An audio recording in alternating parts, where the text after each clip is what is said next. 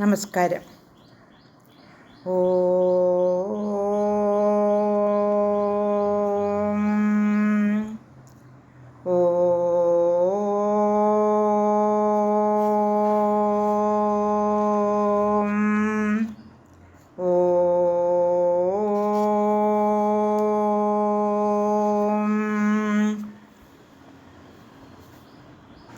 കൂജനം രാമ രാമേതി മധുരം മധുരാക്ഷരം ആരുഹ്യ കവിതാശാഖാം വന്ദേ വാൽമീകികോകിലം. രാമായ രാമഭദ്രായ രാമചന്ദ്രായ വേധസേ രഘുനാഥായ നാഥായ സീതായ പതേ നമഃ.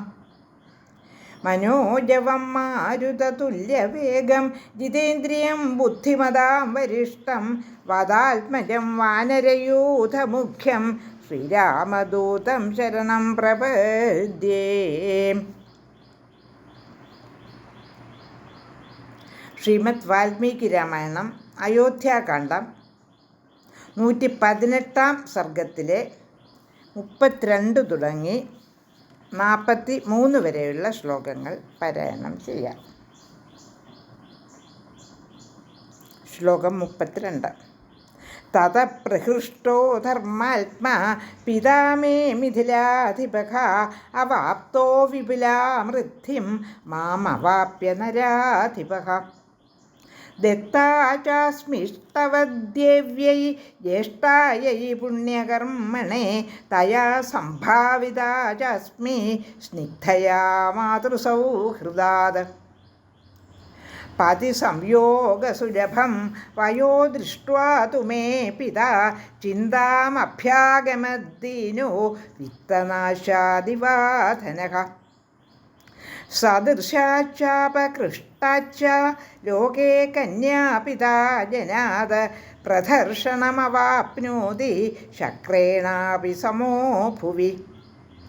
താം ധർഷണമദൂരസ്താം സംദൃശ്യാത്മനി പാർത്ഥിവഃ ചിന്താർണവഗതഃ പാരം നാസസാദാപ്ലവോ യഥാ.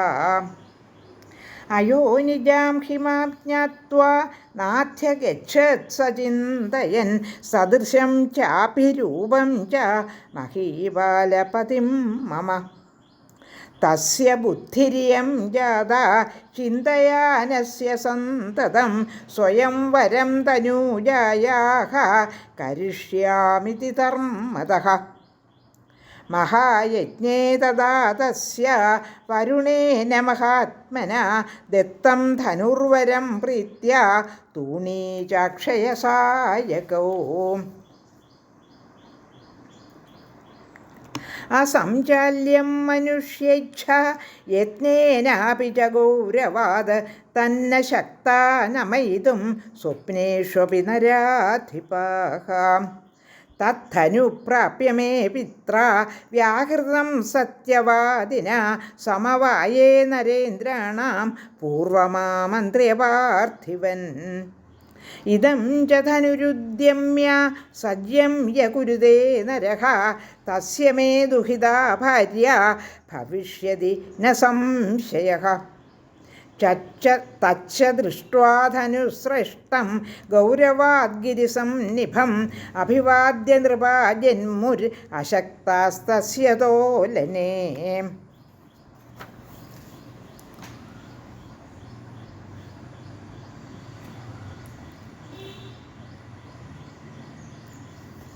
അനസൂയ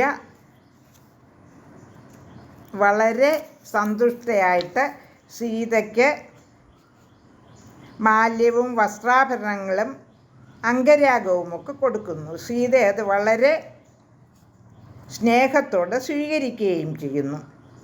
അപ്പോൾ അനസൂയയ്ക്ക് സീതയുടെ കഥ കേൾക്കണമെന്ന ഒരു ആഗ്രഹം മനസ്സിൽ ഉദിക്കുന്നു.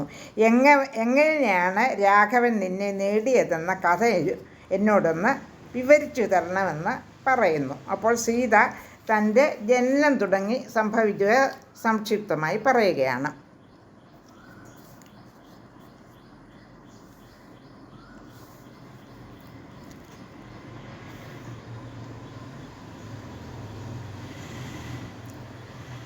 ശ്ലോകം 32.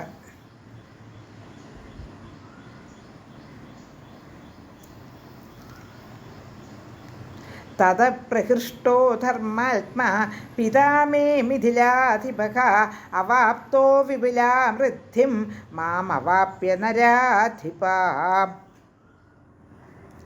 ധർമാത്മാവായ അദ്ദേഹം അതിൽ അത്യധികം ഹർഷം പൂണ്ടു. അതായത് സീതയെ ഉഴുത നിലത്തിൽ നിന്ന് കിട്ടിയപ്പോൾ അദ്ദേഹം അത്യധികം ഹർഷം പൂണ്ടു. മിഥിലാധിപനായ എൻ്റെ പിതാവിന് എന്നെ ലഭിച്ചതിന് ശേഷം അതിവിപുലമായ ഐശ്വര്യവൃദ്ധിയും ഉണ്ടായത്രേ. സീത തൻ്റെ ജനനത്തെപ്പറ്റി അനസൂയയോട് പറയുകയാണ്.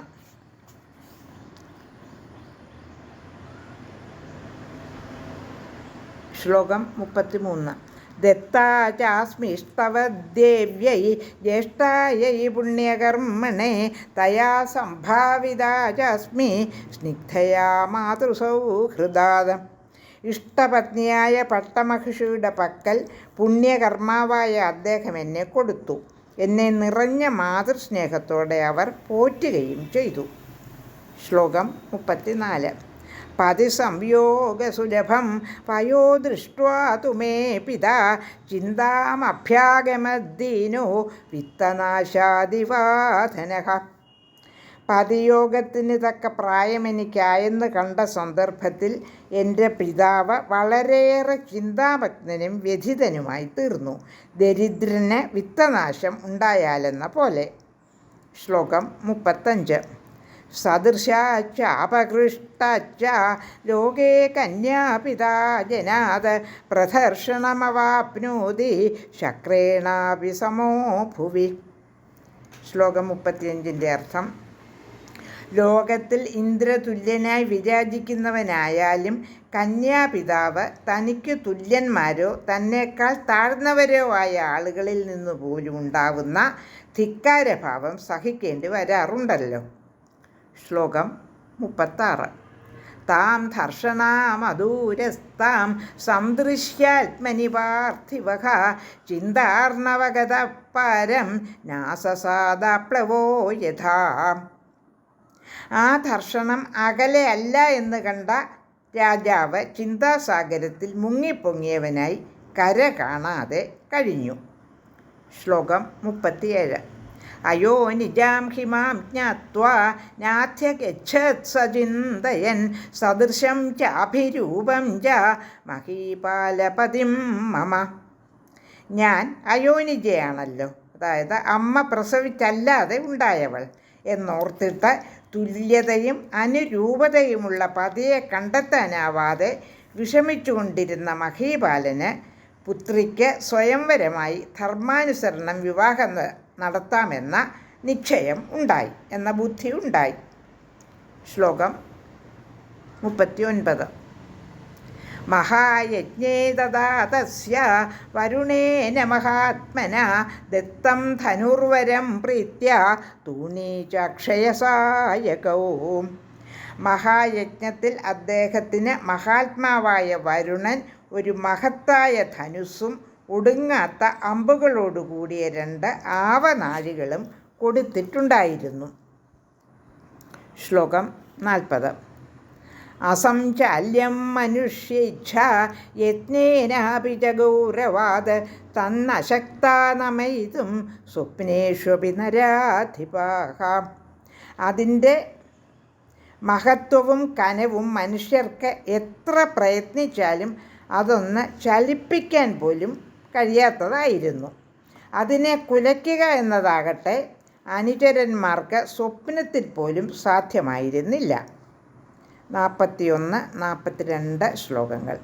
തദ്ധനുപ്രാപ്യ മേ പിത്ര വ്യാഹൃതം സത്യവാദിന സമവായേ നരേന്ദ്രാണാം പൂർവമാമന്ത്ര്യ പാർത്ഥിവാൻ ഇദം ച ധനുരുദ്യമ്യ സജ്യം യകുരുതേ നരഃ തസ്യ മേ ദുഹിതാ ഭാര്യ ഭവിഷ്യതി ന സംശയഃ.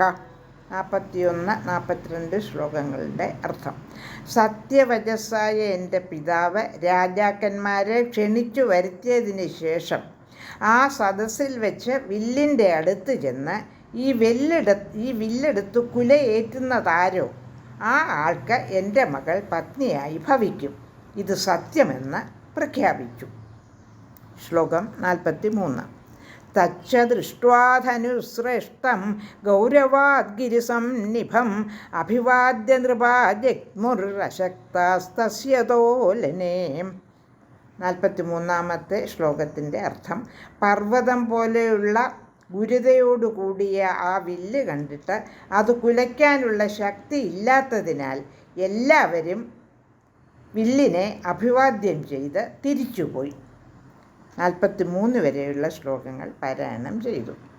118-ാം സർഗത്തിലെ ലോകാ സമസ്ത സുഖിനോ ഭവന്തു.